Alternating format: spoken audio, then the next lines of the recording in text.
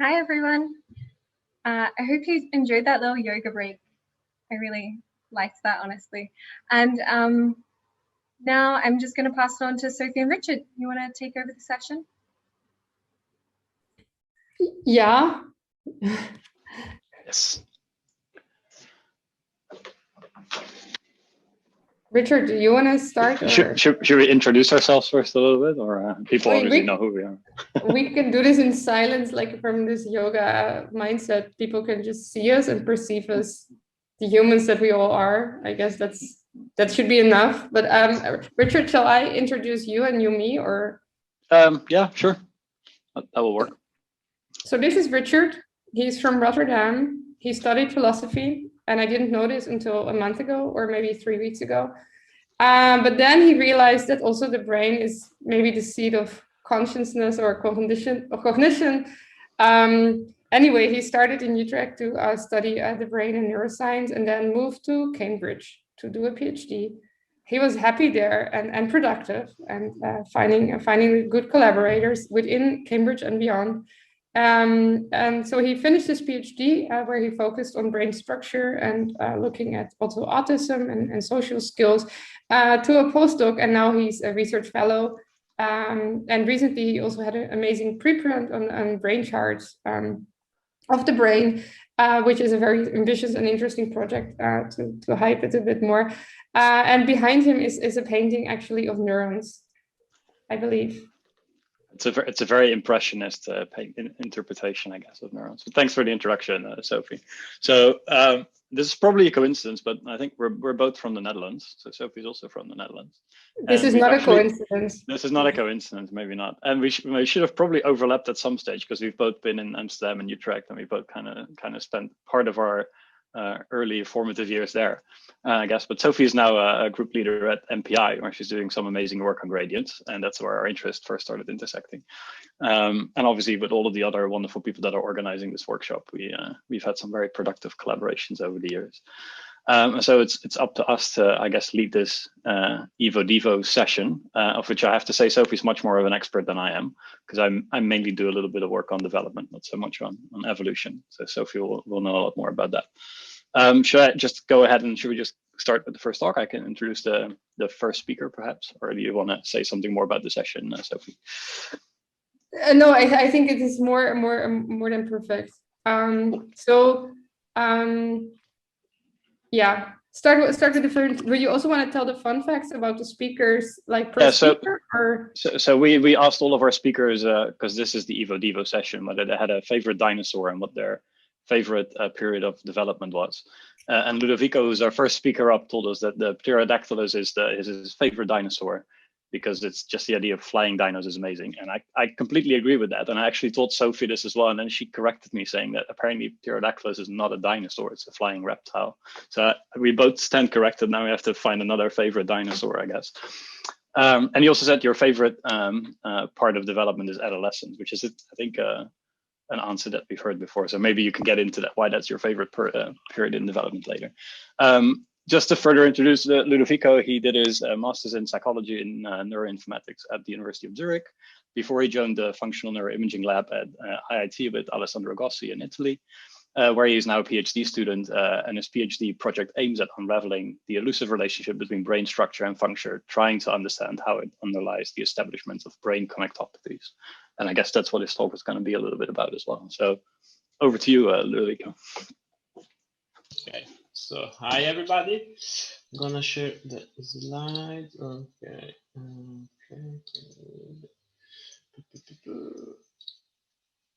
Do you see the slides?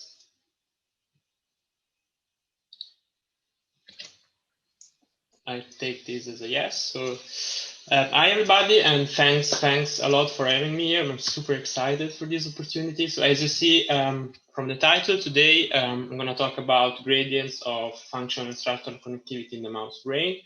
And of course, our story starts with the work of Margulies and colleagues, who were, at least to my knowledge, the first to show that the macaque monkey also exhibit this principal gradient, raising the hypothesis that cortical gradients might be an evolutionarily conserved phenomenon. As you can see here, we can clearly see that the macaque and the human, macaques and humans are evolutionarily speaking quite close. And what is not clear, however, is to what extent this organizational principle can be generalized across evolution. So, for example, it's not clear whether other species important for system neuroscience, such as the mouse brain, actually exhibit a similar organization. And to address these questions, we used a resting state fMRI, mapping gradients exactly as described in the Margulies' work. And what we found is actually, in my opinion, super interesting and exciting set of results. Why? Because we found a first gradient that we labeled gradient A that was anchored at the one end in transmodal brain regions, and at the other end in unimodal brain regions. And the transmodal end of the gradient is what we call the mouse deformal network, whereas the unimodal part of the gradient is what we call the lateral cortical network of the mouse brain. Then we also found a modality-specific gradient that was peaking on the one end in auditory brain regions and on the other end in somatosensory brain regions. So this actually is exciting and interesting for us because it shows that the mouse brain, to some extent, recapitulates organizational principle actually that we have seen in higher species. And in fact, our results are quite in line with analogous investigation of cortical gradients organization in the mouse brain. Here, I would just like to briefly introduce two excellent works. So the first one from Fulcher and colleagues. Here, the authors use T1 to T2 weighted imaging, and while their spatial resolution was not at the voxel level, they were somehow able to recover this polymodal unimodal segregation. And what is perhaps even more interesting is that they were able to relate this principal axis of connectivity variation to actually a number of different microstructural properties of the mouse brain, ranging from seat architectural type to axonal connectivity, for example. The second work that I would like to introduce was published recently by Unterburg and colleagues. And here, the authors, once again, using resting state fMRI, found a similar principal gradient, similar to the one that we described. And what is interesting here is that the authors were able to relate the gradient expression to neocortical evolution. So taken together, I say here that these results actually increase our confidence in the validity and generalization of these phenomena. And in fact, getting back to our original question, we argued that this unimodal segregation is the organizational principle that is evolutionarily conserved. So here on the left, I tried to put together a tentative diagram illustrating sort of the cross-species similarities in the deformal network. And at the same time, even though we argue that this unimodal is segregation is evolutionarily conserved, we are also well aware of some species-specific cortical arrangement, which I think can be beautiful seen here from the scatter plots on the right. And in fact, so far we talked about resting state fMRI, but we actually had a number of burning questions. And to start with, the very first one was about the relationship between structure and function. So, to be more specific, so what are the structural bases of these resting state connectivity gradients? And to address this question, of course, we took advantage of the amazing work of the Allen Brain Institute, who recently released a voxel scale model of the mouse connectome. So here we are talking about viral tracing experiments, in which we actually have even the potential to reconstruct the connectivity between single neurons by taking into account directionality.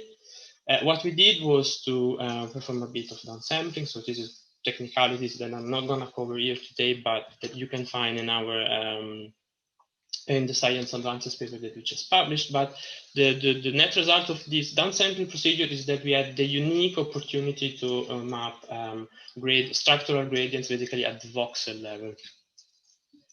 And what we found was, again, to me, super exciting and interesting, because we found that structural and functional gradients actually exhibit similar topology, especially if you compare gradient A across structure and function, they are virtually identical. And why is this important and interesting, at least to us? Because first of all, we found a sort of very intimate link between structure and function, but also between different levels of brain organization, because structural connectivity was mapped basically at the mesoscale level, whereas functional connectivity at the macroscale level. And given this information, we also tried to extend. We wondered whether it was possible to extend this relationship to map not only to find not only a link between structure and function, but also to resting state fMRI dynamics. And to map dynamics in the mouse brain, we used co-activation patterns. This is again work from our lab. Co-activation pattern consists in a simple frame-wise clustering procedure in which we basically try to map the ups and downs of the ball signal. And what we found here is that a very limited number of fMRI states or co-activation patterns actually account for the vast majority, for example, of functional connectivity. Raising the suggesting that this sort of the resting state activity is actually governed by these recurrent building blocks of co-activation patterns. And what we did here was to we asked ourselves, okay, maybe this sort of the spatial topography of these co-activation patterns is somehow constrained or shaped by the underlying axonal scaffold. And what we did here was to correlate the co-activation maps with our structural gradients. And what we found was that indeed the polymodal unimodal gradient was the one that was strongly associated with one of these states, suggesting that maybe the polymodal unimodal gradient also is constraining resting state fMRI dynamics. The very last question we wanted to address was on the relationship between gradients and laminar defined hierarchy, because both humans and macaques, it has been showed actually over and over that there is a strong association between gradients and this laminar defined hierarchy. And here, once again, we took advantage of the amazing work of the Allen Brain Institute, who recently released this cortical hierarchy based on the laminar projection patterns for the mouse brain. And we, again, correlate this index with our structural gradients. And what we found here is that in this case, it was the modality-specific gradients to be strongly associated with the gradients, with this cortical hierarchy, sorry. To sum up here, we argued that the mouse brain gradients recapitulate architectural principle observed in higher mammalian species. So we found that the polymodal unimodal structural gradient is actually associated with both macroscale resting state fMRI dynamics and the spatial arrangement of cortical function connectivity, whereas this modality-specific structural gradient, as I just said, just predicts laminar defined hierarchy. And why is this important? So besides the obvious interest in mapping commonalities and differences across species, this is important because, in our opinion, it paves sort of the way to use the mouse as a simple model organism to study, for example, neurodevelopmental disorders. And in fact, this is what I'm currently working on. These are different mutations that have been associated with autism. So these are mouse model for ASD.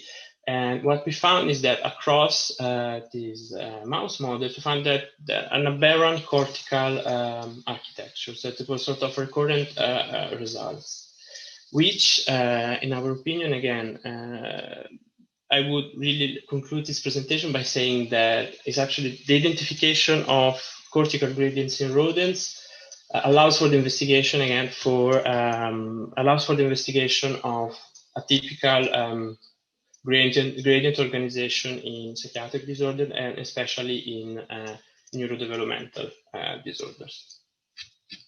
With this, I am done. So I would like to thank you for your attention, for inviting me here. And of course, a huge thanks goes to the lab. Without them, I wouldn't be here. And last but not least, a huge thanks goes also to our wonderful collaborators. Okay. And of course, I'm glad to take any questions. Yeah, I think we have time for maybe 1 or 2 questions if there are any in the chat. If not, we can always come back to that at the end when we have the panel discussion session. So I'm not sure. I'm going to check the chat if there's any questions. I don't think there are. So I mean, I have some, but I can park them for the panel discussion as they might overlap with some of the other speakers as well. So let's go to the next speaker. Yes. The next speaker is Christina Charvet. I hope I pronounced the last part of your name right. Her favorite dinosaurs is the Tyrannosaurus Rex because it's mighty. And she's also curious how the developmental mechanisms, what they were leading to such small arms in this species. And her favorite developmental stage is birth. And I think that's indeed, it's a fascinating answer that I could talk about with you for an hour with questions, but we will not do this because you will present something more interesting, namely your research. And a short bio about Professor Charvet is that she obtained her Bachelor of Arts in Psychology at UCLA before completing a PhD in Biological Sciences at the University of California, Irvine, where she studied evolution of developmental mechanisms generating variation in neural structures linked with the song systems in songbirds and parrots. Following, she was a postdoc at Cornell University with a 2-year stop at the Harvard Medical School and George Washington University. And currently, she's an assistant professor at the Center of Neuroscience and Department of Psychology at Delaware State University, part of the Delaware Neuroscience Center. She's also the curator of Translating Time, which is a website that enables researchers to find equivalent developmental time points across species, which is also a great resource and a fascinating project. So without further ado, thank you for being here and looking forward to your talk. Well, I hope you can hear me and you can see some slides. I really wanted to thank you for having me. I've really been enjoying the day. And I remember being really excited when I first learned about there being a whole workshop devoted to gradients last year, because we've studied gradients for some time now. And so it's really exciting to see that gradients are a fast growing topic of study. So today I'm going to talk about past efforts focused on gradients of organization and how they evolve. And I'm then going to talk about how more recent work focused on the integration of neuroimaging with transcriptomics to study the evolution of the brain. So in my lab, we study brains of different species. Here you can see a wide variety of mammalian brains, and we compare these brains with those of the human brain to understand what features are unique to the human brain. And so our work is mostly focused on the evolution and development of cortical organization across mammals. When we take a look at the cortex, we see that it's composed of the white matter, as you can see here, highlighted with pathways highlighted with diffusion MR tractography, as well as the gray matter, which contains neurons and glial cells. And I'm going to talk about our efforts linking information from the white matter and the gray matter to study cortical organization and evolution across mammals. So I'm going to spend some time talking about past efforts focused on the evolution of cytoarchitecture within the gray matter. And I'm going to talk about how linking cross-cortical variation in structure in adulthood and in development can serve to identify developmental bases of neural structures supporting sensory specializations. And I'm going to talk about the evolution of vision in primates. And then we're going to talk about more recent efforts where we're integrating information from the gray and the white matter to develop better tools to study circuits. And we're really excited to use those tools to study the evolution of the cortex. So one of the things that's really remarkable about primates is their good vision. Primates stand out compared with other mammals in having remarkable vision, and the neural structures supporting good vision stand out in primates.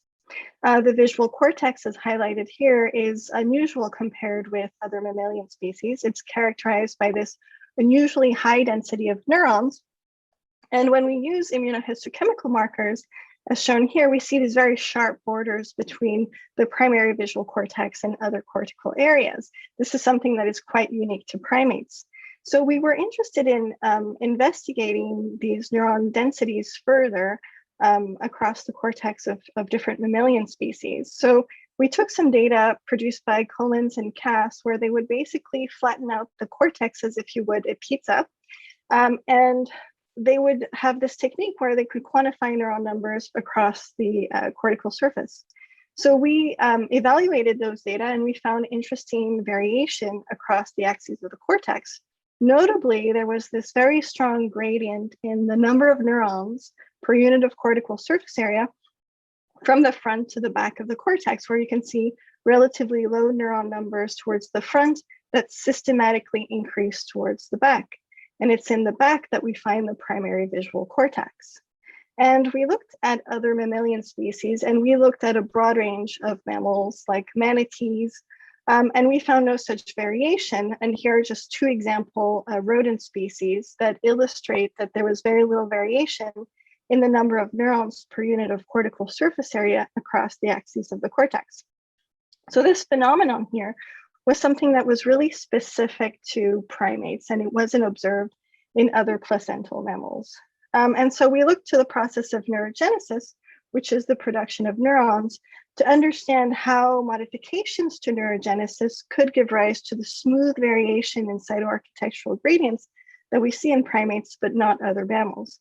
And here's a schematic of neurogenesis shown, where you can see the number of proliferating cells in dark purple plotted against different fetal ages in a macaque, and neurons in light purple. And in the background here, what you see are sections taken through a macaque at different stages of development. And neurogenesis is an entire process that lasts multiple days, as exemplified here in the macaque cortex. Early in development, the cortex is nearly exclusively comprised of proliferating cells. As neurogenesis progresses, cells stop proliferating, they exit the proliferative pool and migrate radially towards the outer surface of the cortex. Towards the end of neurogenesis, the proliferative pool wanes and the cortex is made nearly exclusively of neurons. And we collected as much information as we could about this process over the course of development across the cortex and in different species to resolve how variation in neurogenetic schedules might give rise to the smooth variation in neuron numbers that we see in the primate cortex, but not in these other rodent species. And in summary, what we found was that neurogenesis was unusually extended in primates compared with rodents, even after we control for variation in development schedules. And I'll walk you through our model, which was published in PNAS a few years ago. And this is a schematic showing neurogenesis in a rodent species, where you can see over time, shown here as duration, neurons are produced, as you can see here on the z-axis. But in the rodent, there's very little variation from the front to the back of the cortex. And as a result, there's very little variation in the number of neurons across the axes of the rodent cortex. A different situation emerges in primates, which extend neurogenesis compared with rodents, even after controlling for variation in development schedules. And the consequence of extending neurogenesis is that more neurons are produced. But they're not just produced anywhere. There's variation from the front to the back of the cortex. Neurogenesis is unusually extended in the back of the cortex, and this is where we find most of the neurons. So we thought that it was interesting that it's by extending neuron production that smooth variation in cortical architecture emerges, and the evolution of good vision arises in primates. So when we look throughout the visual system, we see a number of instances where sensory specializations appear really directly linked to these gradients. One example is where we see these sharp borders between V1 and other cortical areas are linked to the smooth variation in neuron numbers across the primate cortex. As another example, we find in the fovea this specialized structure responsible for good vision in the center of our visual field is linked to systematic increases in cone densities from the periphery to the center of our retina, and the highest densities in cones are located towards the fovea. So these observations suggest that we should focus on variation across the axes of the neural structure, both in adulthood and in development, to understand the developmental basis of phenotypic variation across mammals. So obviously there are gradients in cell populations, and there are gradients in structural and functional connectivity. And so we've been interested in investigating the evolution of connections with diffusion MR tractography as exemplified here. Now, diffusion MR tractography does have certain limitations, and the tractography can be uncertain. And this uncertainty becomes particularly problematic when we compare brains of different species, because the brains have various shapes, and so there might be these confounds that emerge. And so we've been really excited to adopt an integrative approach to study the evolution of connections. And what our efforts have focused on is integrating information from the white matter with the gray matter, as well as transcriptional information from bulk and single cells. Here you can see a Thiessen plot that classifies cell populations based on transcriptional information. Every dot represents a cell, and these dots forms what we call these clusters, and these clusters are color-coded and represent different cell populations as exemplified here in the cortex. And so our efforts have focused on integrating across these scales to transcriptionally define neurons that we see with diffusion MR tractography. And I'll walk you through a recent pipeline that we've used integrating this information to transcriptionally define the neurons that are projecting through the white matter. It's these neurons that we're seeing with the diffusion MR tractography. And so we have done this by testing for associations between white matter maturation and gene expression over the course of development, as shown here in humans. We've used myelination as an index of white matter maturation. We've done this iteratively. And here you can see summary statistics where we've tested for the association between gene expression and white matter maturation. Here you can see the negative log p-value from these test statistics are plotted against the slope of this linear model. Here, a higher value means the test statistics is increasingly significant. We control for multiple testing, and we only selected genes that positively associate with white matter maturation. So we selected these genes shown here in red, a total of 3,576 in this case. So we did this iteratively across the cortex, and here are the cortical areas we considered. So doing this, we came up with a list of genes that significantly and positively associate with white matter maturation.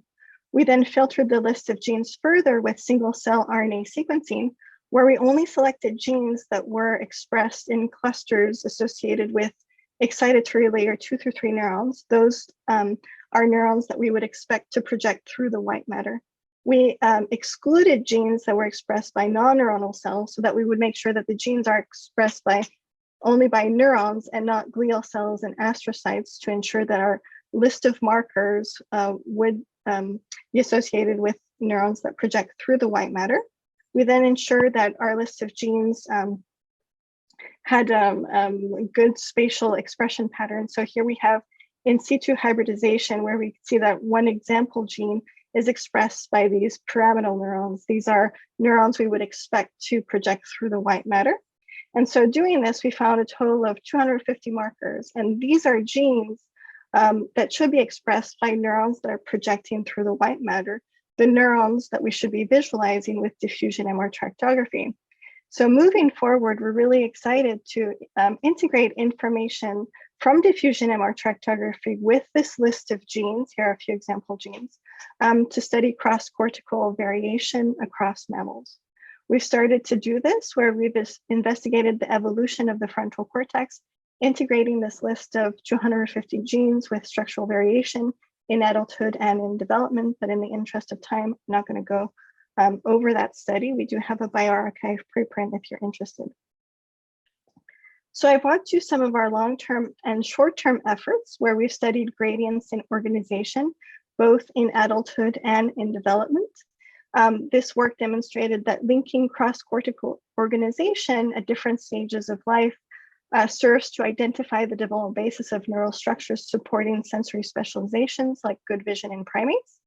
And more recently, we focused our attention to integrating transcriptional and structural information to define neuronal populations that we plan to use in combination with diffusion MR tractography.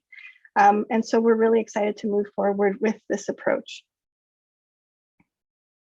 So I'd like to thank a number of people who participated with this work, especially Emi Takahashi and André van der Koe from the Martino Center. I'd like to acknowledge the work of members in my lab and the funding from the NIH.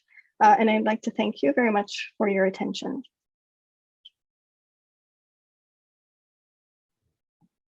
Yeah, thank you so much for really the amazing work. So applause. It's a bit lonely applause, but everybody would join you, I guess, if we were not behind our own desk. We have one question from Casey. I don't know if she wants to read it herself or. Yeah, I can say it. I was just wondering whether you have tried to account for the influence of inter-individual variation in relating white matter maturation to gene expression.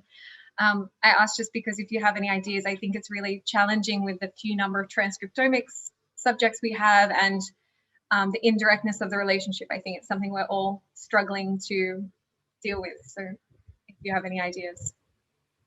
Yeah, so that's really a great question. We've actually focused our efforts on removing as much individual variation as possible, making sure that the list of markers is reproducibly identifiable across data sets. And it's just going to be hard to find those kinds of large scale data sets in different human individuals. But that's a great question. So we haven't focused our attention on individual variation. They're going for reproducible markers, at least in the imaging data set's a good start, I think. Thanks. Yeah. It was really an awesome talk. I really liked the work. Thank you. Cool. Now, I think over to Richard, who will introduce the last speaker of this session. So Richard, over to you. Again, I was going to say, like, amazing talk, and I also had some questions, but I'll save them for the panel discussion. I'm sure there's a couple of questions that cross these different talks as well. My honor to introduce our next speaker, Graham Baum, who did his PhD at UPenn, if I got that correct, with Danny Bassett and Tad Satterthwaite, and is currently a postdoc at Harvard in the lab of Leah Somerville, where he studies circuit level markers of brain maturation and how they are linked to individual differences in working memory, inhibitory control, and decision making. And we also asked Graham about his favorite dinosaur, and he said the Brachiosaurus, because they're large, slow, and peaceful dinos who munch on a lot of foliage. I think that's an excellent answer to that question, to be honest. And he also said that adolescence was the most exciting period in development because it has a double-edged sword of heightened plasticity and vulnerability, which again I think is a great answer and like very much one of the reasons I'm also interested in studying adolescence. So I might be a little bit biased on that. Without further ado, Graham, you want to start your talk and we can dive right in. Great. Yeah, thanks so much for the introduction. I actually also originally thought that pterodactyl was my favorite dinosaur until I realized that it wasn't actually a dinosaur. Okay. Can everybody see everything okay? Yeah. Okay, great. Well, thanks so much to the organizers for inviting me. I'm really excited to share my work. And thank you all for being here. Today I'll be talking about this recent paper is focusing on the development of structure-function coupling and human brain networks during youth. And so we know that the human brain is organized into circuits that develop from childhood through adulthood to support complex cognition. Critical behaviors like self-control, decision-making, and these circuits are anchored by white matter pathways, which coordinate the brain activity necessary for cognition. However, there's little research existing to explain how white matter develops to support the specialized circuits underlying improved cognition during adolescence, which is this period of rapid brain development. And so my research leverages large neuroimaging and behavioral data sets to characterize how foundational processes of brain development from childhood through adulthood support these improvements in higher order cognitive ability. And usually I would devote a large portion of the talk to kind of motivating why I think adolescence is a really kind of critical period to study. It's been thought of as a sensitive period for neurocognitive development. And I think this figure captures this idea nicely, which is that 1 in 5 adolescents will develop a mental illness that persists through adulthood. And across the board, whether it's ADHD, mood disorders, psychosis, substance abuse, they're all linked to deficits in higher order cognitive ability and in abnormalities in brain development during this adolescent period. And so for me, this really shines the spotlight on this as an interesting period where there's lots of changes in brain structure and function and socio-emotional processing. And so it also poses this problem where adolescence is this period of heightened brain plasticity and vulnerability to developing mental illness. And so one solution, if you will, is to conduct this research to identify circuit level markers of brain maturation that track the development of higher order cognition. And the idea is that mapping the normative development of brain structure and connectivity, supporting healthy cognition, is a prerequisite for understanding how abnormal development processes could underpin the risk for mental illness. And so some of the questions motivating this study for me were, like, how does white matter connectivity underpin these coordinated fluctuations in neural activity during different cognitive computations, in this case, a working memory task?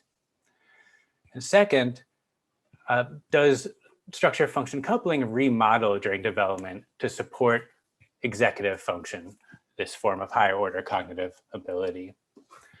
And this work was largely motivated by some older work by Packold and Rakesh and Dick Passingham, which pushed this idea of regional connectivity fingerprints being important for the functional specialization of a cortical area being determined by its unique pattern of anatomical connections.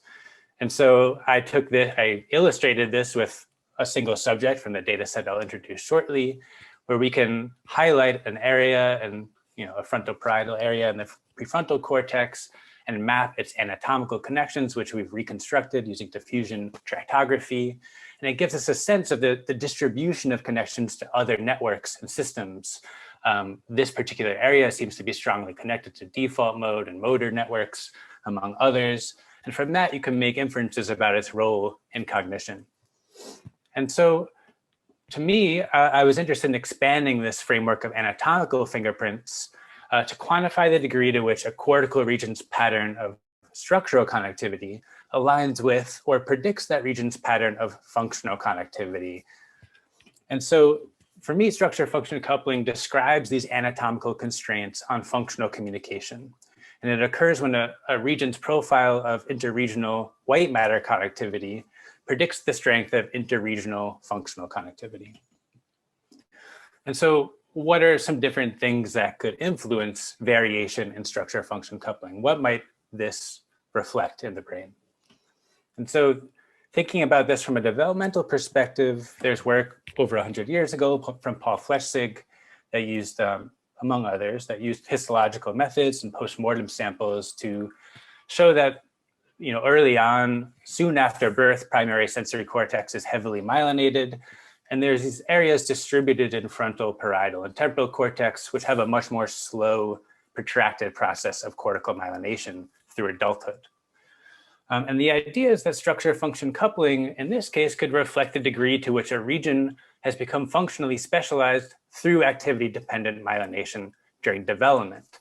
So from this perspective, we predict that children early on would have high structure function coupling and primary sensory cortex, but later on through adolescence and adulthood, we would expect to see increases in these distributed transmodal areas in structure function coupling. And from a different neurobiological perspective, coupling could also reflect a brain's degree of functional specialization, ranging from these functionally specialized areas, unimodal areas that are specialized for specific sensory perception, you would expect these to have high structure function coupling to support very specific kinds of computations, versus areas that are responsible for more abstract and flexible computations. These areas highlighted in red, and we all know from Daniel Margulies' paper in 2016. And so again, we predicted that structure function coupling would vary across this kind of gradient of cortical specialization, which we defined in a couple of different ways. So we hypothesized that regional variability in coupling would reflect this gradient of specialization, and that age-related increases in structure function coupling would be localized in transmodal areas. These are areas that are supposed to support working memory and other higher order cognitive abilities. And they're also areas that undergo this prolonged period of myelination. And lastly, we want to test the hypothesis that individual differences in coupling during this working memory task would be associated with executive functioning outside the scanner. And the idea is that, beyond just being an important kind of element of brain organization, that structure function coupling might have implications for behavior as well, for cognitive ability. And so to test these hypotheses, I used data from the Philadelphia neurodevelopmental cohort. This is a really large data set. It started with roughly 10,000 children who were genotyped at the Children's Hospital in Philadelphia. And about 1,600 of them came back for multimodal imaging and cognitive batteries. And so my study reports data from a subset of this PNC sample who had high quality diffusion weighted imaging, fMRI, and structural imaging as well. And so we have 727 subjects between the ages of 8 and 22. To measure structural connectivity, we use probabilistic chartography and FSL to reconstruct these white matter bundles throughout the brain. And then using the Schaefer parcellation, we are able to quantify the strength of these reconstructed white matter pathways between each pair of regions. So we can try to understand, for example, the strength or the number of reconstructed pathways from this area in the visual network to all other regions in the brain. And that would be reflected as a row or a column in this connectivity matrix. And to measure functional connectivity, we did this during an NBAC working memory task where there's varying degrees of working memory load. We did a supplementary analysis with resting state as well and in different subsets of these task blocks. But overall, we just had more task data. So we had more reliable estimates of functional connectivity. And we wanted there to be kind of a cognitively relevant stimulus as well. But I can go into the supplementary stuff later on. But so using the same parcellation, we could derive a functional connectivity matrix during a working memory task, where the strength of functional connectivity is measured as the Pearson correlation in the mean regional bold time series. And so together, then we have for a given region, we have this vector describing its strength of the strength of connectivity from this region to all other regions in the brain. And we have the same thing for functional connectivity. And so I took a really simple approach to measuring structure function coupling by just taking the Spearman rank correlation between these vector elements from, say, region 400 in the structural connectivity matrix to region 400 in the functional connectivity matrix. There are many elegant, more complex approaches to measuring structure function relationships in the brain.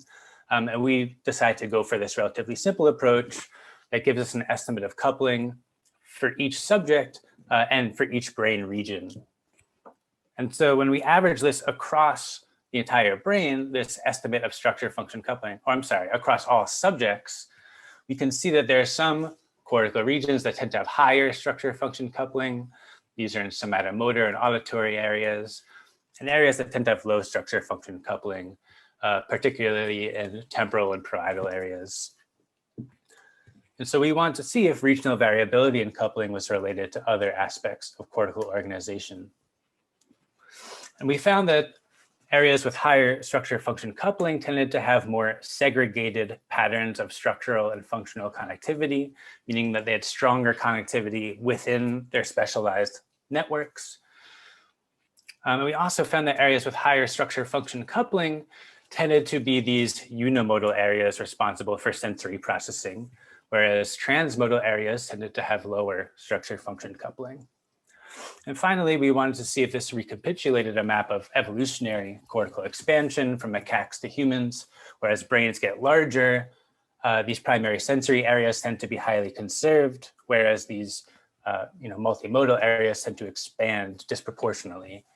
And what we found is that it's these highly conserved sensory areas which have strong structure-function coupling, and these newly expanded areas that are supposed to support potentially more complex cognitive computations, these tended to have lower structure-function coupling. And what we found in terms of age-related changes, these tended to be localized to these sort of transmodal areas in the default mode network.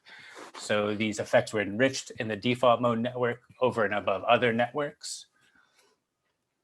And when we broke it down a little bit more, on the y-axis is kind of the magnitude of age-related change. And we found that these areas where structure-function coupling was increasing, they tended to be functionally segregated, so they have a low participation coefficient, yet they were also transmodal, which is a little bit counterintuitive. And they tended to be localized within this default mode network, which are the red dots compared to all other networks here in blue. And so we find that this is kind of localized in a specific part of the brain, mostly in default mode. We were able to replicate this using a longitudinal subset of the data, which is just reassuring that these age-related changes are actually reflecting intra-individual change. And lastly, we found that higher structure-function coupling in the rostrolateral prefrontal cortex mediated age-related improvements in executive function, again, suggesting that higher coupling in this area between structural and functional connectivity is actually important for supporting executive functioning measured outside the MRI. And so again, we found that structure-function coupling reflects these gradients of functional specialization, that age-related changes during adolescence were really localized to these functionally segregated yet transmodal areas of the default mode network, and that higher coupling in the prefrontal cortex supported improvements in executive performance. And so I think this suggests that similar measures of structure-function coupling could be interesting markers of plasticity and functional specialization in different contexts, both in learning different tasks over the course of the lifespan development, and also in different disease conditions. And so with that, I'd like to thank Ted and Danny, my PhD advisors, as well as a large team of people at Penn, the GERS who collected the PNC data, and Leah Somerville, my postdoc advisor at Harvard, as well, has been extremely supportive. And thank you all for listening.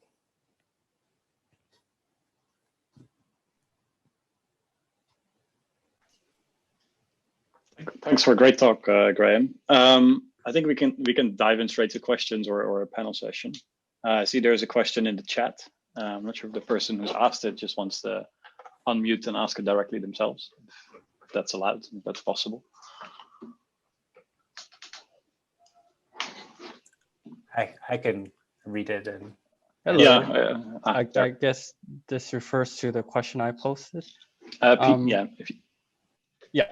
So thank you very much for the great talk. It's very interesting and intriguing to see the integration of the functional and structural connectivity coupling together. So the question is how applicable do you consider the Schaefer atlas for structural connectivity, considering that the atlas grouped regions based on the underlying functional patterns? Do you think there will be a potential bias towards detecting stronger functional the aspects rather than the structural connections? That's a great question, Peter. Thank you. And that's something that we kind of toiled with a lot when doing this study. And it's true that having a parcellation based on functional homogeneity and both signal can influence, the networks and the measures of connectivity you can get. I would say that we felt like the Schaefer atlas did a really nice job of both having cortical areas that with boundaries that made sense to us, but that also could be divvied up nicely into the networks, the intrinsic functional networks that we care about. But we also reran these analyses using kind of the standard, free surfer atlases, the Deskin atlas and things like that, where we found globally really similar results in terms of which areas had high versus low structure function coupling and where we saw the age-related changes. But within kind of internally within the group of co-authors, we decided that like the Deskin atlas and those sorts of anatomically grounded atlases don't do a great job of capturing the functional boundaries. So it was kind of a toss-up, and we decided just to replicate where we could with an alternative atlas. But if we had a surface-based pipeline or something like that, I would think that the the HCP multimodal parcellation would also be a good starting point with better resolution data. Perfect. Thanks for the answer. Sure. I see Boris has his hand raised. So. Yes, thank you all for the great talks and for the excellent session so far. This is a question to Dr. Baum. Thank you so much for the talk. It was really interesting. Just one point for clarification. So your functional connectivity is from the NBAC tasks. This is task-based, state-based functional connectivity. Would you expect the relationship to be seen also with different acquisitions like REST or like a different task, or is this really something that's specific for the NBAC connectivity? Yeah, excellent question. We think that, so I did this as well with resting state data, and I didn't have the opportunity to try it with other task contexts or states, functional states. But we found, again, very, very similar overall kind of spatial distribution of areas with high versus low coupling when we use resting state functional connectivity. The big difference was that we didn't see associations between regional structure function coupling and cognitive performance when we used resting state, whereas we did see this link when we used the working memory task. And there's also work, I think, from Todd Constable's group that shows that using task-based functional connectivity is more useful for predicting individual differences in behavior and that sort of thing. And so we decided in this case to use, or at least to focus our results with a task-based working memory task. But I could imagine there would be some subtle differences across different types of tasks as well. And it would be really interesting to look at those. Can I just ask like one follow-up question? This may be unrelated, but you're possibly like familiar with the work from František, Vaza, with the conservative and the disruptive modes of the functional network changes in adolescence. And it's quite interesting that it spatially seems to co-localize a lot with the regions that show like this more disruptive pattern of connectivity changes, like those where you show the increase in structure function coupling, so in the higher order areas. In the Vaza paper, there was like a rule for subcortical structures that shows like a similar change in connectivity as for the cortical areas, as for the higher order cortical areas. Is it something that you see there as well? Have you looked at subcortical nodes? I have not looked at subcortical nodes. I think it's definitely worthwhile. There's a lot of interesting stuff going on, of course, in the subcortex. But that's a great question. And I definitely had read that paper, I think, back when it came out, but I don't remember the nuances between those different modes of functional development well enough to answer your question, I think. But that's definitely something I'd like to look into more. Yeah, in that paper, it seems that the subcortical structures, they seem to mirror a lot of functional reconfigurations that also happen in transmodal areas. Interesting. Very interesting. I think we have a question from Sean next. Hey, great, really interesting talk. So I guess my question is just a little bit about terminology. I mean, and you and also previous papers have talked about structure functional coupling or tethering, but really, I think it's just really one aspect of structure, right? I mean, there are other aspects of structure that vary. So for example, there was a paper from Rishi Chowdhury in 2015, I think I mentioned earlier, that suggested that some differences in differences between structure and functional connectivity may be explained by differences in the amount of dendritic spines and pyramidal cells, for example, which we think might be related to local recurrent excitation. So I guess, do you agree that maybe there are other aspects of structure that could better explain the functional connectivity patterns? And secondly, have you thought about any of these other, let's say, biological differences between regions that can better explain the functional patterns? Yeah, that's a wonderful question. I think that there's a few things. I would certainly assume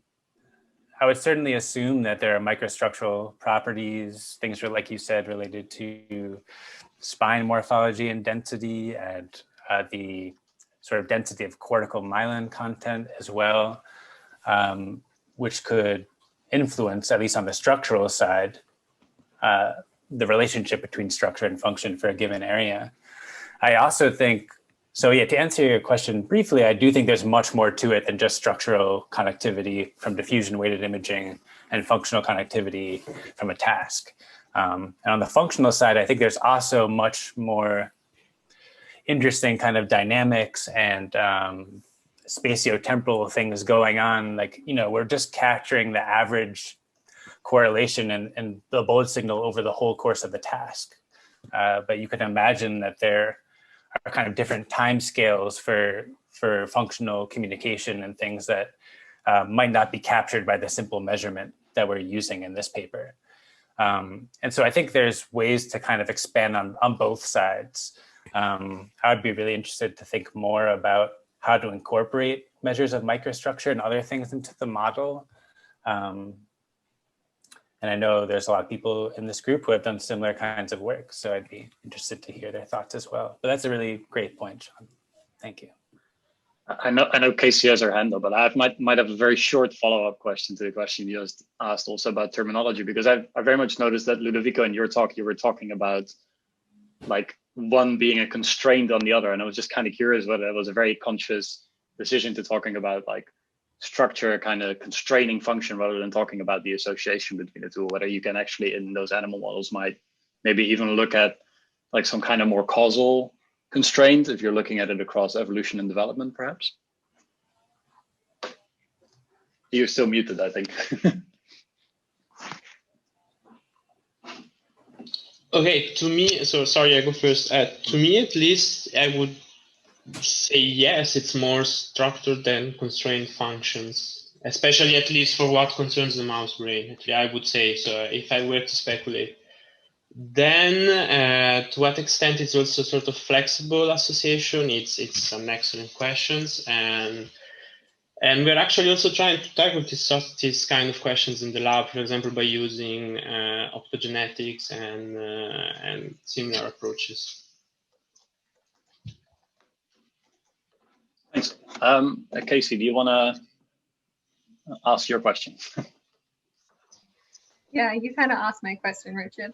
But yeah, I think that it's, well, yeah, I'll just ask a different question rather than like kind of banging on about structure, function, coupling, because I'm also of the opinion that we need to stop saying that they're uncoupling because, well, okay, maybe I'll just ask it anyway and be a little bit provocative. But how could it be that function isn't related to structure? Like, isn't it just that we're missing something in our model of structure? Maybe that's kind of what Sean was getting at without being so direct, but isn't it a failure of our model rather than uncoupling of structure from function? To me, it could also depend from the data itself. For example, we used monosynaptic connectome in our work. So maybe for all the connections type that are polysynaptic are just lost. Yeah. For example, cortical-cortical connectivity in the mouse brain is mainly monosynaptic, essentially. But for example, cortico to striatal connectivity could be, or striatum to striatum could even be polysynaptic, and this is of course then lost. Yeah. At least in mice models. Yeah, I completely agree. It's more that there's like other aspects of the connectivity that aren't currently in that model that we should consider as well. I'm definitely on the same page as you. Sean? Yeah, can I just respond briefly? I mean, Casey, I think that is one of the things that I wanted to say, that I think there are And I think Graham agrees with me. I think there are other aspects, like microstructural aspects, that will affect this. But I also just want to highlight something that somebody brought up earlier, that these are highly nonlinear systems, right? So we shouldn't necessarily always expect like a linear relationship between any combination of structural measures and functional activity or connectivity measures, right? You know, we, at least when we simulate these systems, we see things like bifurcations, which can lead to strong divergences in functional activity patterns. Even when you just get like a small change in some structural measure. So I think it's at least in my head, it's a combination of, we are missing some aspects, I think, of the structure, but also that you will get, because it's a nonlinear system, I think you're guaranteed to get some divergence from the structure to the function, in terms of when you're in a nonlinear system, you shouldn't expect a linear relationship. That's how I think. Yeah. Richard, are you following up on this, or is it? I was going to follow up on this. I don't really like getting a little bit too down, perhaps, in the structure function debate. But maybe it also kind of depends on what you then mean by structure, because there's multiple ways that different regions of the brain can communicate, right? It's not just through axonal tracts or anything we can kind of measure with diffusion-based imaging. There's also like peptidergic signals, hormonal signals. It's not all just synaptic transmission. So if your comment is like, maybe our structural models are not comprehensive enough to capture functional connectivity, it's because we've not included every possible way that all of those regions can communicate. Do you mean that by structure, it's also those extra levels of potential communication, or is that function? I think at that level, maybe the boundary between the two becomes a little bit gray. I don't know. Not sure if that's helpful or just confusing the whole discussion, but I think, yeah, I think that maybe it seems like we at kind of an early point in this field of like looking at structure and function. So it's nice to have these conversations about what each of us is finding we should add to these models, or how our models need to change to better understand the relationship, because I think it's like a major a question in neuroscience. So. Absolutely. I'll leave it at that. I completely agree with Casey. I think there's a need to develop, additional tools to visualize pathways. And that's why I was excited to look into genetics more, so that we could figure out ways to better link functional and structural connectivity, because there is something missing there. It's just how to harness other toolkits to investigate that is the question. Yeah, maybe also to add my 2 cents before maybe I also do like a topic switch a little bit to move it a little bit away to some other elements of evolution and development, mainly the topic of this session. But like, what is really function? Because I've also done a structure function paper recently, and also another function paper. And then I was thinking, yeah, but am I looking at function, or is this just like with Casey, and like I also like, what is really like Dr. Baum, you used like an NBAC task, but also like resting state. It's rather similar, right? And I also did what you did, but then in HCP, and I found that it related to cognition, also with resting state, to how these two measures relate. But like in the end, what is then function? Can't you better do like something like, I don't know, EEG, or like a different modality, or MEG, like in a sense, where's the boundary really? What are we comparing? Isn't it not just different signals from something that is ultimately like more super granular versus like micro, or like, you know what I mean? It's this whole feature space of what we probe with these like vague measures of the brain that are awesome, but like incomplete, right? So I don't know if anybody wants to comment on that, or if you all disagree. No, I totally agree, actually, and I think we should go multimodal, right? This is, I think, the way to tackle this kind of question. So when we're combining resting state fMRI with electrophysiology, which is something that we, in the mouse, we can do, and in the lab, we are actually currently implementing. So I hope to give you more information soon, maybe in a conference, or because we have ongoing work, which is super interesting.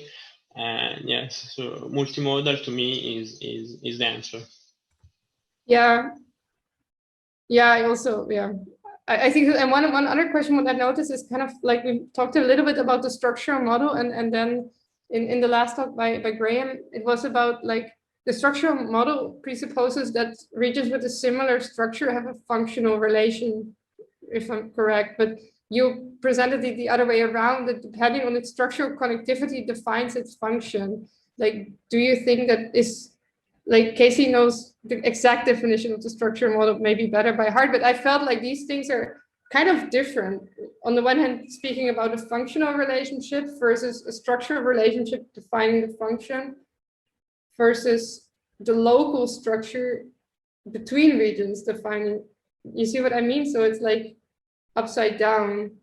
Or maybe Richard, I wrote this also to Richard, maybe he can explain this clearer, but I felt that this is like two views also on function, what it means. Like if you look at local function versus structural connection versus local structure versus functional cohesion in some way. But maybe it's too late. Maybe I'm just generally wondering whether we need something similar for these terms as to like what Lucina did with kind of trying to get to a common jargon or a taxonomy for brain networks, or do you need something similar when we're talking about structure and function? Because to some extent, we're all talking about slightly different things, perhaps sometimes. Casey wants to say something. We need theories. Like that's what a theory should be. No, we have like very clearly defined theory and predictions. That then it doesn't become this like vague term, because we like to use these terms just to also have the paper read nicely as well, and we often define them at the start. But then you sometimes see that people then start relating them. And I think if we have clearly defined theories, it can help us to then move forward in that way. Yeah. And talking about theories and evolution and development, like a lot of people like puberty or adolescence here, and like it's emerging of psychiatric disorders, but like also by Professor Charvet, it was about birth being relevant, and also thinking about sensory regions, and like, is it really the moment that we see all these neuropsychiatric disorders emerge? Is that the moment where it happens? And is this then also related to evolution? Like a lot of big connections are made, right? But isn't it something that happens way earlier and is just like a rippling effect coming out when people start being super social with like out of family members, and then suddenly they notice something is off? Or sorry for putting this maybe a little bit stupid, but you see what I mean? Like is evolution and development, is adolescent really like the mirror imaging of what is so magic about humans in their expansion, or how do you see this? Isn't it just birth?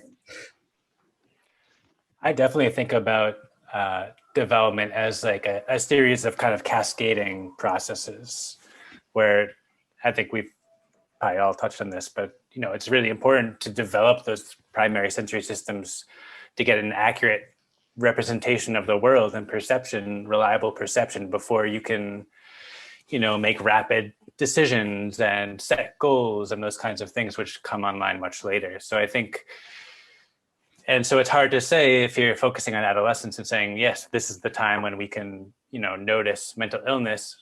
I agree that you have to go back further to get a sense of how these early systems might be perturbed in a way that has this ripple effect.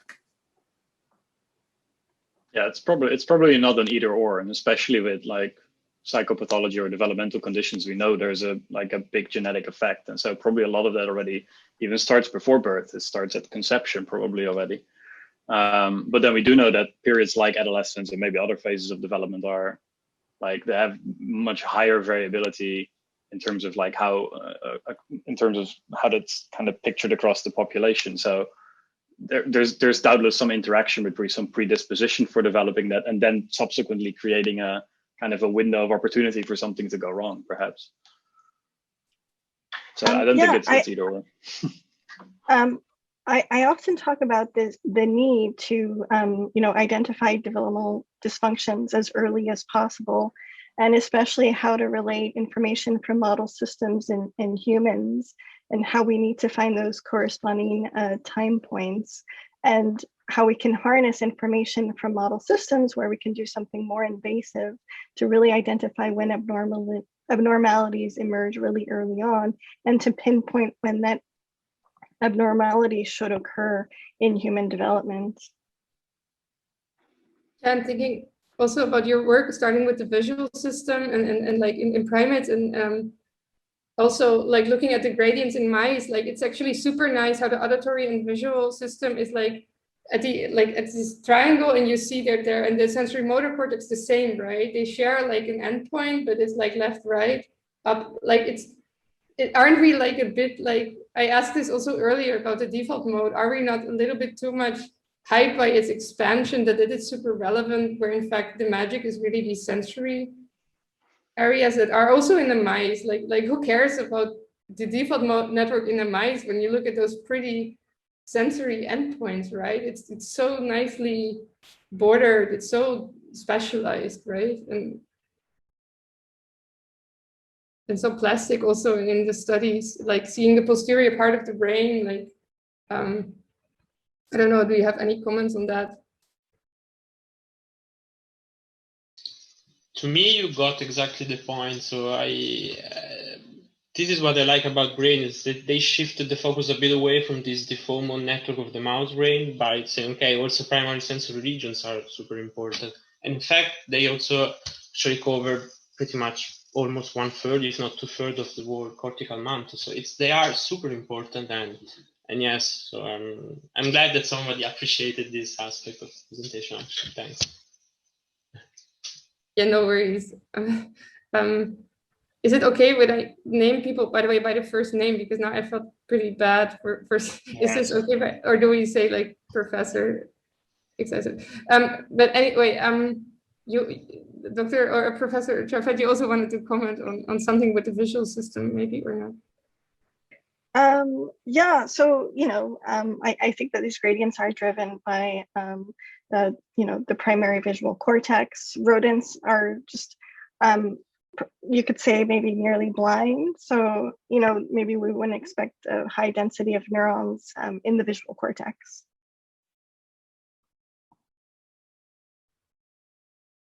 Yeah, and also thinking about disorder, like also with, like Seok's your work also showing disruption in the sensory anchors, that maybe then, yeah, also what was said earlier is that it maybe is cascade, right? It starts earlier, and that without the right scaffold, you can never develop these higher order or whatever higher order or different order systems like completely, right? So maybe I'll throw the ball now to Richard to ask some questions, because I've done some turn of topic now.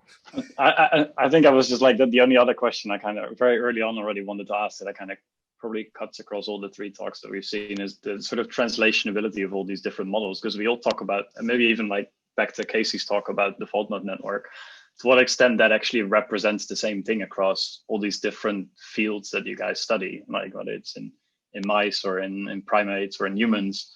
Is the default mode network in the same way or in the same context? Like how well does that translate across? I'm sure you all have like your own ideas about that as well.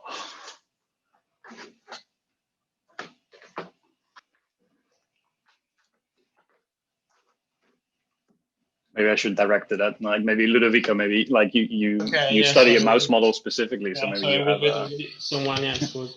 Yeah, to me, this is actually an excellent question, because, for example, one aspect that it's offered that it was a bit neglected in the talk, because of course we're talking about cortical gradients, is that what we call the mouse default mode network encompasses, for example, the midline thalamus, the striatum, which, for example, in human it's not clear whether this is the case. Then for some specific brain regions, I would say that yes, there are some hints that the mouse brain could sort of host an homologue of the human default mode network. So for example, the anterior cingulate cortex as similar, which is sort of hub of the mouse default mode network, has this sort of similar cytoarchitectural properties as in humans, and etc., etc., etc. But then, of course, how does it change across evolution, and what is actually represented is the question also to me. So this is why actually I joined the Godzilla Lab to try to tackle this question more specifically. Maybe aside from evolution, does its function change like across development, or like is that Is that something that we'd expect, or is it kind of ingrained? Maybe that's a question for Graham.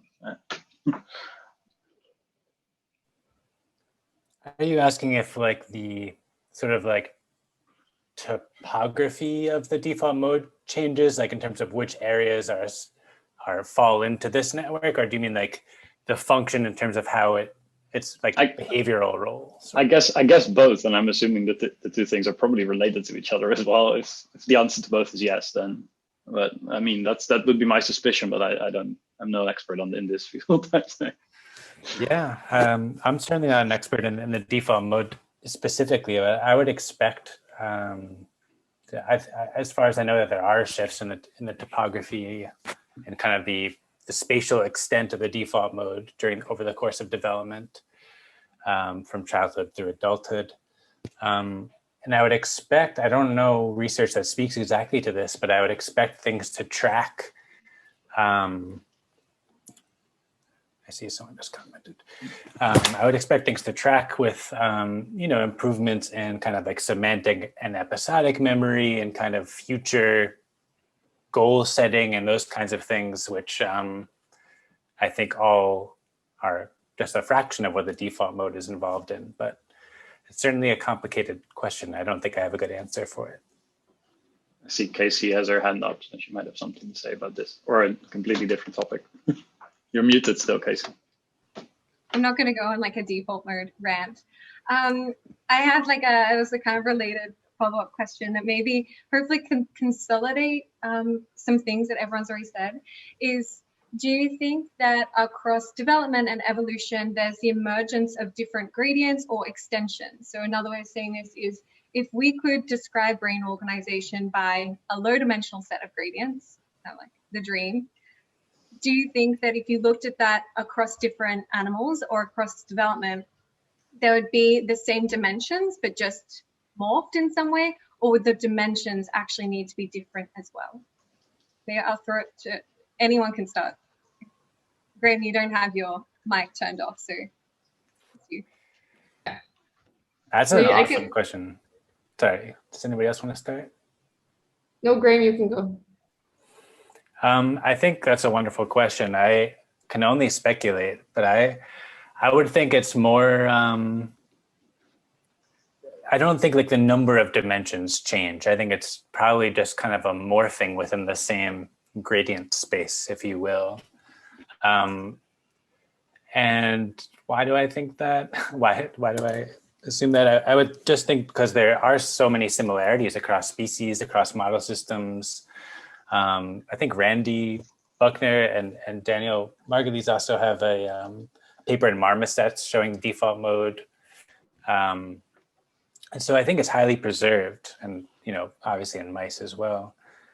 And I think that I think there are common organizational principles that just are related to perception and kind of survival, but to varying degrees.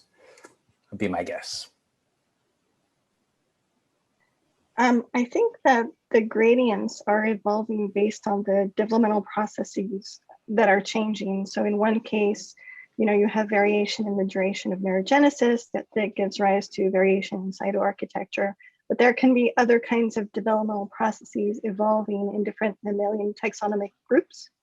So one might imagine the growth of pathways, there's maybe a heterochrony there in some mammalian species. So I guess the way maybe to define those gradients is based on the developmental processes that are evolving. And I actually agree totally with Graham, because so what I just would add on top of this, sort of anecdotally, is that, for example, in the mouse brain, we think that the primary visual cortex is part of the default mode network. There is strong functional and structural connectivity. And so what happens probably during evolution, also because the primary visual cortex in the mouse brain has actually responds quite strongly also to auditory stimuli. So to what extent it's really unimodal is under debate. And so what I think I would speculate it happens is also sort of we have this morphing in the same gradient space in which, for example, then the primary visual cortex detaches from the default mode network in higher species.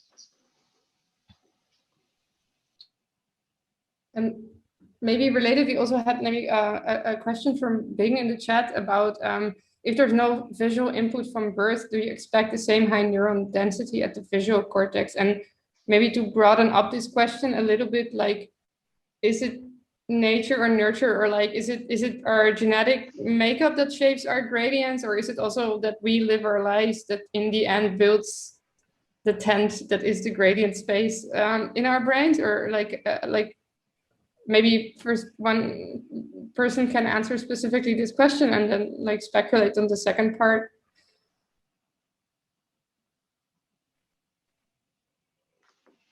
I think there was a study looking at neuron densities in the newborn primate, and I believe they found a gradient. It's from my memory. And so I think that the gradient emerges prenatally and can then be sculpted postnatally.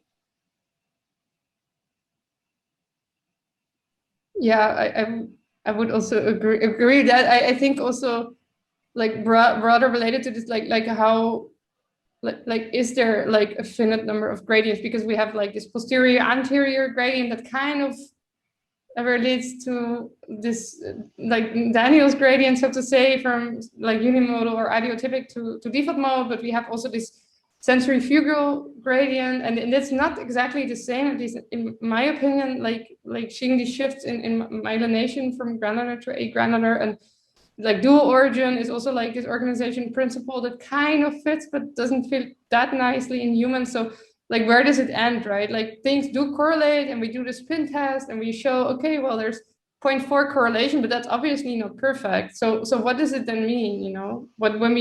I love having a correlation that is significant, you know? I'm not lying there, but in the end, what does it mean when two things relate to each other? Is it then the same, or is it just different elements of the same phenomena, or actually something completely different that we're describing, relating to layers or relating to the state that the person is in, or how do you guys see this? Can I just quickly echo what Christine said before about biological processes being a really good way to define a finite number, possibly, rather than looking at like the phenomena in the adult brain? We could define these dimensions better by looking at biological processes earlier instead, and then by their emergence and like crisscrossing and intersection would understand all the phenomena that we're looking at now. But maybe as somebody that did a PhD in social neuroscience, maybe to put this back to you, like, what does this then mean? Like, for example, thinking about the gradient 3, right? Like this dissociation between like external, like attention-oriented cognition versus more internally thought. Like how does this then relate to psychology? Because some of us, including me, sometimes try to understand behavior through gradients, and that's like far away from transcriptome, right? So can we really bridge all these skills with one gradient, or how do you then see that? I can try to feel this, but you know I don't touch behavior, right? Well, you do behave, right? So I do, but yeah, that's true. Well, I guess it means, I think with the default mode, like by looking at just a couple of cytoarchitectural gradients, I feel like I have a much better understanding. It was like the first time I feel like I've ever touched cognitive neuroscience. And just by understanding its connectivity and its cytoarchitecture, I now have a better idea of how the default mode could be reconstructing information, how it helps us act in the world. And that was just like 2 cytoarchitectural gradients, actually. So I think that the potential's there. I don't think it's been actualized yet, though.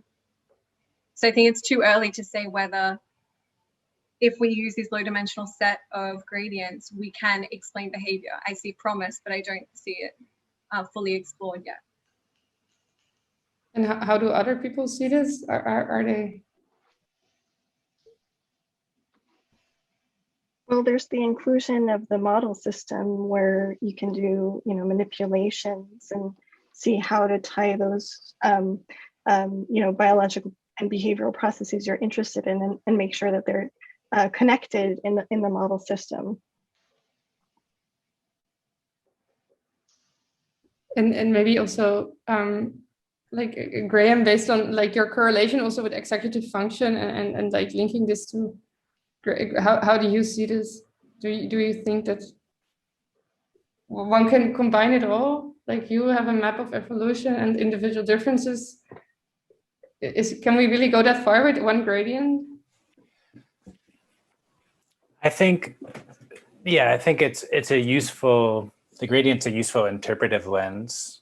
I agree that, yeah, at what point do you pose the question of like, when do we stop? You know, you can find a map like the dual origin map or the laminar organization and all these things, which are probably related to a lot of the things that we're interested in because they are ways that the brain is organized. But I think I agree that it becomes challenging to determine kind of what are the real. I've only thought about this after I had already submitted this paper, but I was thinking, so if like if I find results in like the dorsolateral prefrontal cortex for anything, does that mean that my results are always related to evolutionary expansion? Like, is this even a meaningful association? And so I have since. Yes. Right. Yes, I'll just help you. You think so? No, I don't know, but I wasn't. But yeah, so it's definitely a challenging thing. And I think a lot of it comes back to kind of when we were talking about the structure function stuff, a lot of it's like about the units, like the spatiotemporal units, I guess, like how precise we can get. And what these gradients, which are kind of like broad organizational principles, if they're granular enough to predict behavior. That's like one of the reasons that I decided to look at the level of individual like cortical areas rather than just deriving a structural gradient and a functional gradient, because we wanted to see if there were more nuanced differences within networks or at a smaller spatial scale. But I imagine in model systems, you can go even smaller. And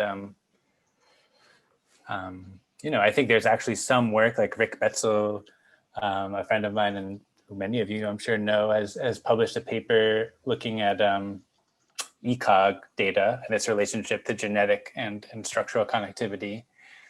And possibly, I'm not sure if he has behavior in there, but I think like the more spatial and temporal scales we can incorporate into this model, the better chance we'll have at understanding behavior, to summarize.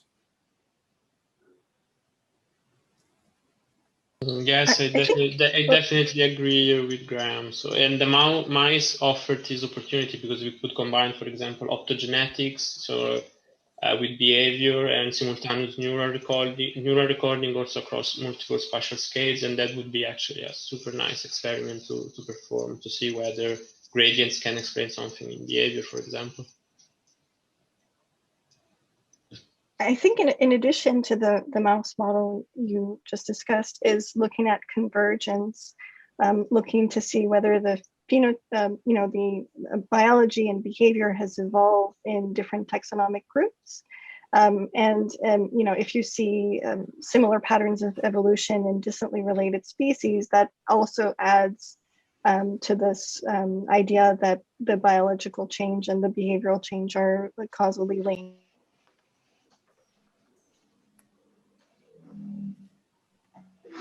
Yeah, I thank you for that. I think there are many different ways to, at least I've used gradients in different ways and thought about them differently over the last years, but I think many of us have done this in different ways. I think it's also now almost time for people to go to Wonder Me. So maybe Casey or Boris, I don't know who's the pilot here. Or stewardess. Yeah, come on. Boris has to laugh. Sorry, it's an inside joke. But... Okay, yeah, thank you. I love talking about development evolution. And it's quite funny that we, as a field, somehow all converge upon structure and function. I didn't realize that was going to come out so naturally from all of us talking about development evolution. So that was really cool. Okay, so that's all for today. Thank you so much to the speakers of this session. Thank you, Sofie and Richard, for leading us through. That's all of the talk content for today. But what I'll do is, and also I should thank once again, let me just share my screen for a second. I just wanted to have another opportunity to thank our sponsors because this is really important that to make this whole workshop work well. So they have been really kind in supporting us this year, even as we go virtual, but there's still a lot of organization behind this. And there we go. So thank you again to all our sponsors for making this possible. So Yulish, Human Brain Project, Highball, Airbik, and the Neuro. And also thank you so much to the Neuro events organizing team, because there's a lot that happens behind the scenes, especially today, and they've been really, really helpful the whole way. And hopefully made it a really worthwhile experience for everyone attending. I think at the maximum, I saw like 150 people on the Zoom call. That's awesome. Okay, so with that, we can move over to Wanda. So I think either I or someone will drop the link in the chat in a second, and that's where you can find the poster rooms and just like places to gather and chat. You can either just meet up with people like you can organize with, but also there's poster rooms that are clustered by themes. So you can just go into one of these themed rooms, and people who have posters to present will just take turns sharing their screen and talking through their work. And then there's also a couple of larger rooms that I've created if you just want to go into, and we can continue these type of conversations. There's also a football match starting in about an hour that if people are still hanging around, I'm going to screen the Italy versus Switzerland match in Wonder as well, if we're still talking then, and we can just, yeah, I'm opening a beer immediately as well. So I'll see you over on Wonder, but thank you again for all our speakers, chairs, organizers, sponsors, and all the attendees for making this a really fun day. Yeah, and if there's nothing else, I'll see you all over on Wonder. Thank you. Thank you, Casey, and all the speakers. Thanks. Yeah, thanks everyone. Casey, that was great. So really great day.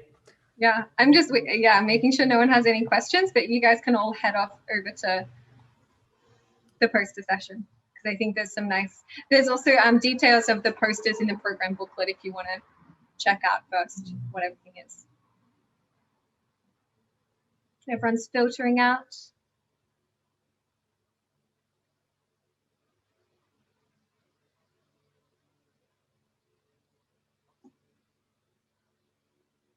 Okay, I think we're good. I'm going to head over to Wanda too.